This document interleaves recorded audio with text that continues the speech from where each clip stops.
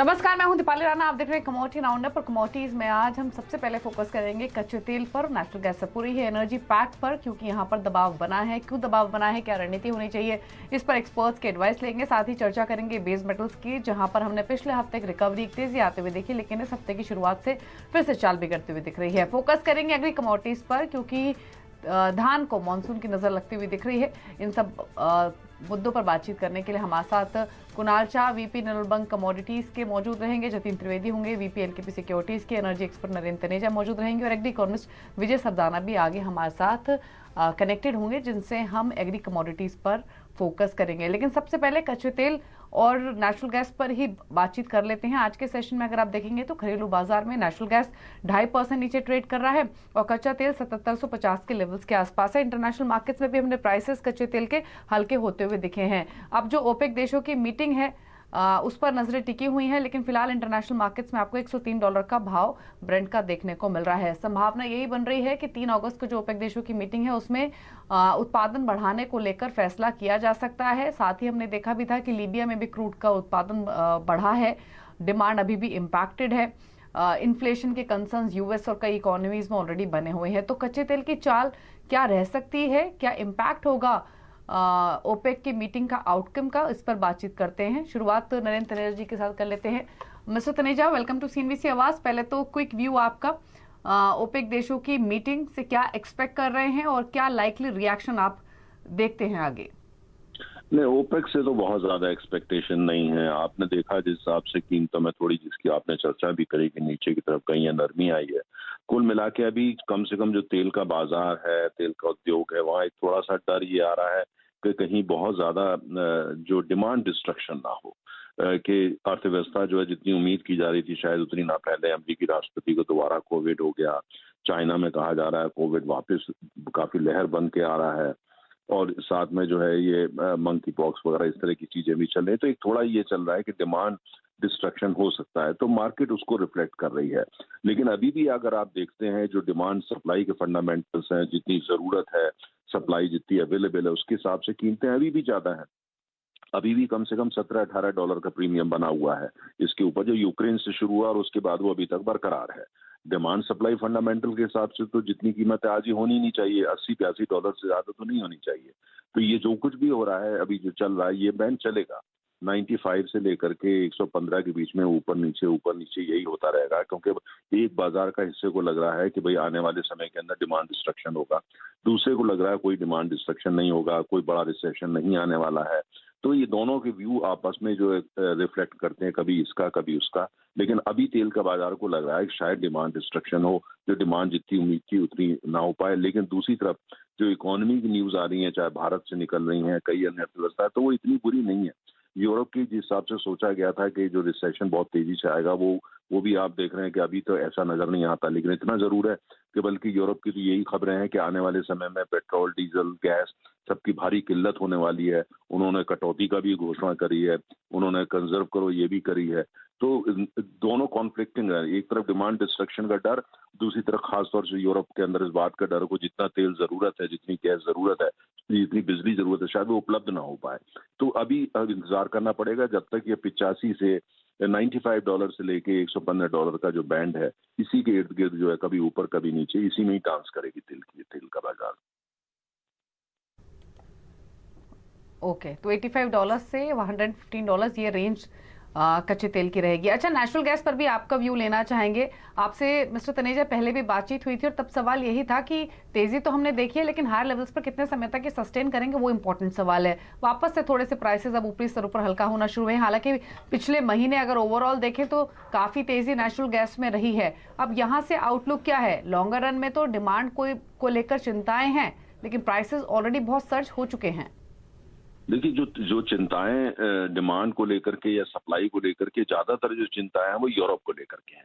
बाकी जो दुनिया के जितने बड़े बाजार हैं, भारत शामिल है, चीन शामिल है, जापान, कोरिया, जो बड़े बाजार हैं गैस के, सब में ज्यादातर लॉन्ग टर्म कॉन्ट्रैक्ट्स हैं एलएनजी के माध्यम से, या उनके पास जो है पाइप के माध्यम से आती है, जैसे कि चीन के पास। तो जो भी ज्यादा जो आप बाजार के अंदर रिफ्लेक्ट कर रहा है वो यूरोप को लेके है, क्योंकि यूरोप की निर्भरता ज्यादातर जो है वो रूस पे है, और रूस ने उसको गैस को वेपनाइज किया है, वो कभी कम कर रहा है कभी ज्यादा कर रहा है, और कहीं ना कहीं वो आने वाले समय में इसका एक राजनीतिक हथियार के रूप में प्रयोग करेगा, जिससे यूरोप के देशों को मजबूर किया जा सके जो सैंक्शंस लगी हुई हैं उन सैंक्शंस को या तो वो इग्नोर करें या उनको डाइल्यूट करें रूस के खिलाफ। तो बाकी और वही कीमतें जो है हर जगह रिफ्लेक्ट करती है। यूरोप बहुत बड़ा बाजार है, यूरोप में जो कुछ भी होता है, रूस बहुत बड़ा सप्लायर है, वहां जो कुछ भी होता है वो पूरे उसके सेंटीमेंट जो है वो असर कर रहे हैं। वरना आप देखिए जो भारत में हम गैस का प्रयोग करते हैं उसमें से 50% ज्यादा तो हमारी डोमेस्टिक गैस है, उसमें 4 तरह के प्राइस मैकेनिज्म है। बाकी हम एलएनजी करते हैं, तमाम हमारे लॉन्ग टर्म कॉन्ट्रैक्ट्स हैं, चाइना का भी यही है, कोरिया का वही है, जापान का वही है, अन्य अर्थव्यवस्था का वही है। तो इसलिए ये यूरोप जो है उस पर हमको नजर रखनी पड़ेगी कि यूरोप के बाजार में गैस में क्या होता है। और आज की तारीख में हम ये देख रहे हैं कि उस पर राजनीति जबरदस्त हो रही है और रूस गैस का प्रयोग कर रहा है कि वो यूरोपीय देशों को घुटनों पे लाने के लिए, जिससे कि वो जो सैंक्शंस अमेरिका की तरफ से आई हैं, अमेरिका ने जिसकी पहल की है, नेटो ने करी है, ईयू ने करी है, उसमें यूरोप जो है वो नरमी लेकर के आए। जैसे हंगेरी को एक्सेप्शन मिला है और देशों को भी मिले, जिससे वो रूस की गैस खरीदते रहे और रूस को उसका डॉलर यूरो में पेमेंट होता रहे। अब देखना है कि रूस कितना कामयाब होता है, लेकिन जो हालात है उसको देखे लगता है कि जो सैंक्शन यूरोप ने लगाई हैं पूरे जाड़े में उन सैंक्शन पर बरकरार रहना, मतलब सैंक्शन को टाइट करना इतना आसान नहीं होगा, क्योंकि आम उपभोक्ता, आम सा आदमी सड़क पे आएगा जब उसके घर में बिजली नहीं होगी, घर में गैस नहीं होगी, तब उसकी रिएक्शन क्या होगी उसको देखना पड़ेगा। मुझे लगता है कि ये यूरोप की कहानी है, जो गैस की पूरी प्राइसिंग है उसको समझना है, उस पर नजर रखनी है तो यूरोप पर नजर रखनी चाहिए। ओके कुणाल, प्राइस वाइज आपके कमेंट्स क्या है? नेचुरल गैस में प्रॉफिट टेकिंग तो है, क्या करना है इन स्तरों से? आई थिंक नेचुरल गैस के प्राइजेस और भी थोड़ा नीचे जा सकते हैं। मेरी राय में 635 के आसपास सेलिंग करनी चाहिए और डाउनसाइड टारगेट 615 616 का आज के इवनिंग सेशन तक आता हुआ नजर आ रहा है। दो रीजंस, यूएस और यूरोप का गैस का एक्चुअल कोई कोरिलेशन है नहीं। मेजर अगर आप देखेंगे रशिया का जैसे फ्लो बंद होता है, ऐसे यूरोपियन गैस के प्राइस अगर 10% बढ़ते हैं तो यूएस गैस के प्राइस 2 या 3% बढ़ते हैं। यूएस में एज ऑफ नाउ डोमेस्टिक आप डिमांड सप्लाई देखेंगे तो कोई मेजर शॉर्टेज नहीं है।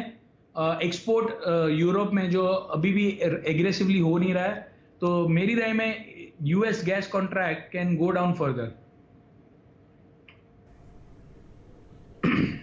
ओके जतिन, आपके व्यू क्या है स्ट्रैटेजी वाइज क्रूड पर? क्योंकि यहाँ भी दबाव तो आते हुए दिखा इंटरनेशनल मार्केट्स की तर्ज पे, और रेंज भी अब नीचे की तरफ शिफ्ट हो चुकी है ऑलरेडी। तो अब क्या सजेशन इन लेवल से दे रहे हैं क्लाइंट्स को? देखिए, सेलिंग का व्यू तो बना हुआ है दीपाली। जिस तरह से क्रूड और नेचुरल गैस के प्राइसेस एक करेक्टिव मूव में चल रहे हैं, और प्लस जो एड ऑन सेलिंग जो अभी हम लोग फ्रेश वीक में देख रहे हैं, फ्रेश मंथ में देख रहे हैं, अगस्त मंथ के अंदर एक फ्रेश सेल ऑफ जो है वो कंटिन्यू देखने को मिल रहा है। तो मुझे लग रहा है ये कंटिन्यूड रहना चाहिए। इस हफ्ते भी जो वीकनेस का जो दौर है वो कंटिन्यूड रहेगा। सेल ऑन राइस की स्ट्रैटेजीज जो है वो ज़्यादा फेवरेबल लग रही है मुझे यहाँ पर अभी। तो क्रूड के अंदर भी सेल ऑन राइस की स्ट्रैटेजी मैं रिकमेंड करूँगा। एक बाउंस आने दीजिए, जो गैप डाउन ओपन हुआ है मुझे लग रहा है थोड़ा बहुत गैप जो है वो फिल करने जरूर जा सकता है ऊपर। तो 7800 के नज़दीक जितना सेल करने मिले उतना ज़्यादा बेहतर है, क्योंकि स्टॉप लॉस जो मेंटेन करके चलना है वो कहीं ना कहीं 7855 के आसपास का मेंटेन करके चलना है। तो 7855 के स्टॉप लॉस के साथ में 7800 के आसपास सेल कीजिए। लोअर साइड में मुझे लग रहा है 1 से 2 दिनों के अंदर 7650 जो है वो पहला टारगेट बनेगा, और उसके बाद 7600 तक के टारगेट जो है इस हफ्ते के अंदर देखने मिल सकते हैं क्रूड ऑयल के अंदर। ठीक है, चलिए, तो ये स्ट्रैटेजी आपको मिली है क्रूड नेचुरल गैस दोनों पर। शुक्रिया मिस्टर तनेजा अपने व्यूज पूरी है एनर्जी पैक पे देने के लिए। लेकिन आगे बढ़ते हुए फोकस करेंगे बेस मेटल्स पर, जहां पर पिछले हफ्ते तो हमने एक तेजी के साथ कारोबार होते हुए देखा, लेकिन आज आपको वापस प्राइसेस थोड़े दबाव में आते हुए दिख रहे हैं। एल्यूमिनियम क्योंकि 1.5% नीचे है, जिंक 0.1% नीचे कारोबार कर रहा है, कॉपर लेड हालांकि फ्लैट है आज के सेशन में। सिमिलरली इंटरनेशनल मार्केट्स में भी हमने दबाव आते हुए देखा है। तो क्या व्यू रहेगा इन लेवल से, इस पर करते हैं फोकस। पहले तो चलते हैं कुणाल के पास। कुणाल बताइए, हालांकि मेटल्स को लेकर कोई आउटलुक इमीडिएट बदल नहीं गया था, लेकिन पिछले हफ्ते हमने रिकवरी डिसेंट आती हुई देखी थी लोअर लेवल से, और तेजी भी बनी थी इस पूरे ही पैक में। आज वापस से प्रेशर में है, क्या करना चाहिए इन लेवल से? जी, सबसे पहले चाइना का मॉर्निंग को डेटा है, मैन्युफैक्चरिंग पीएमआई सॉफ्ट आया है, और रियल एस्टेट सेक्टर में हाउसिंग सेल्स जो वीकेंड में डेटा है, हाउसिंग सेल्स वहाँ पे बहुत जोर से कम हो रहे हैं। लास्ट 2 महीने से लगातार there is a major contraction in housing sales. But अगर आप देखेंगे ये सेम टाइम में कॉपर 600 से बढ़ के आज 655 हो गया है।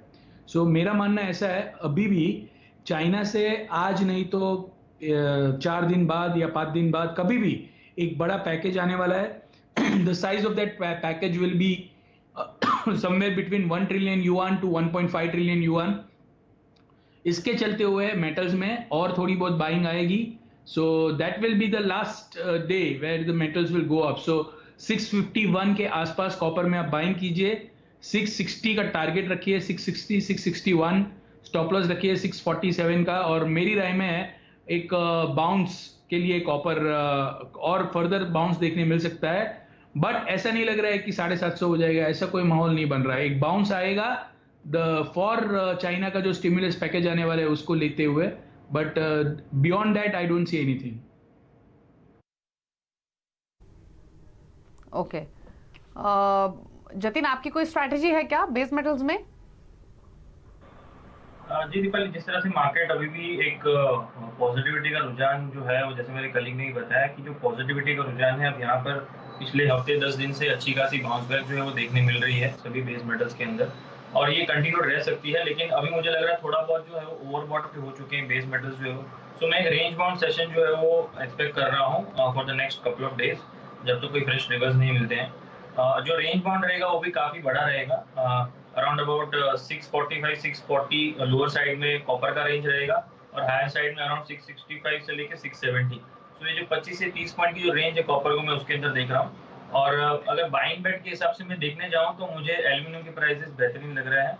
आज जिस तरह से मार्केट में एक सेल ऑफ है, मुझे लग रहा है यहाँ पर लोअर लेवल्स पर थोड़ा सा बाइंग जो है वो करना चाहिए। अगर कॉपर और जिंक के अंदर सेलिंग नहीं आती है और स्टेबल रहते हैं, तो एल्यूमिनियम के अंदर लोअर लेवल से मुझे लग रहा है यहाँ पर बाइंग जो है वो देखने मिलेगी। सो लेवल्स जो काफी नीचे के हैं, मगर अराउंड अबाउट 209 से लेके 207 के बीच में बाय करने की सलाह रहेगी मेरी, और 205 के स्टॉप लॉस के साथ में कन्विक्शन अच्छा रहेगा उस लेवल्स पर, क्योंकि वहां पर जो है वो रैली जो है वहीं से स्टार्ट हुई थी पिछले हफ्ते भर में।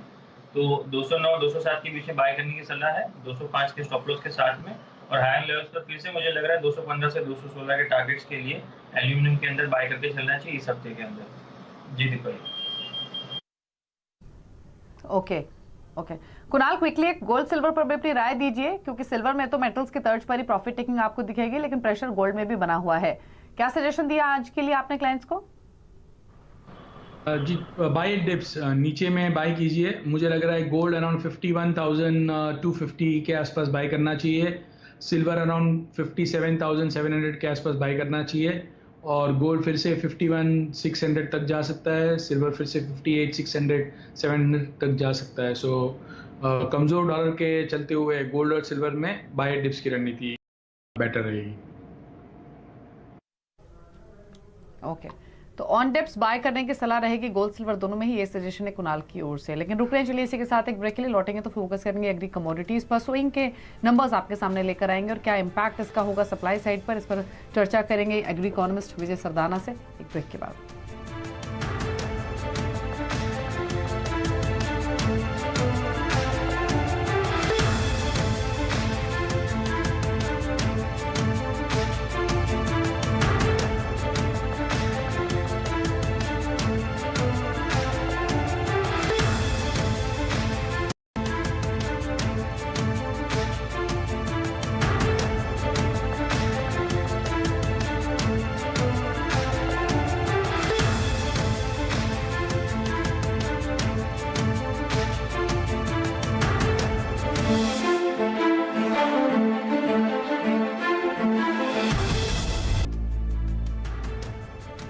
आप देख रहे हैं कमोडिटी राउंडअप और फोकस करेंगे एग्री कमोडिटीज पर। और सबसे पहले तो आपके सामने स्विंग के नंबर्स लेकर आते हैं। दरअसल कई स्टेट ऐसे हैं जहां पर बारिश अभी भी कम हुई है और जिसके कारण स्विंग पर इम्पैक्ट हो रहा है। खासतौर से अगर बात करें धान की, तो 13% अब तक धान की बुआई कम हुई है और कम बारिश होने की वजह से ये इम्पैक्ट हुआ है। अगर आप देखेंगे तो उत्तर प्रदेश, बिहार, झारखंड, पश्चिम बंगाल में कम बारिश हुई है, जिसका इम्पैक्ट स्विंग नंबर्स पर फिलहाल दिखाई दे रहा है। अगर आप देखेंगे जिलों के हिसाब से भी, तो वो आंकड़े आपकी स्क्रीन पर भी हैं। झारखंड, हरियाणा, मध्य प्रदेश, दिल्ली, तेलंगाना, महाराष्ट्र, आंध्र प्रदेश, जम्मू कश्मीर, ये तमाम वो राज्य हैं जहां पर कम बारिश की वजह से बुआई पर इम्पैक्ट आ रहा है। लेकिन इसके मायने क्या है, ये समझाने के लिए मिस्टर विजय सरदाना हमारे साथ मौजूद है, जो कि एग्री इकोनॉमिस्ट हैं। विजय जी नमस्कार, स्वागत है आपका।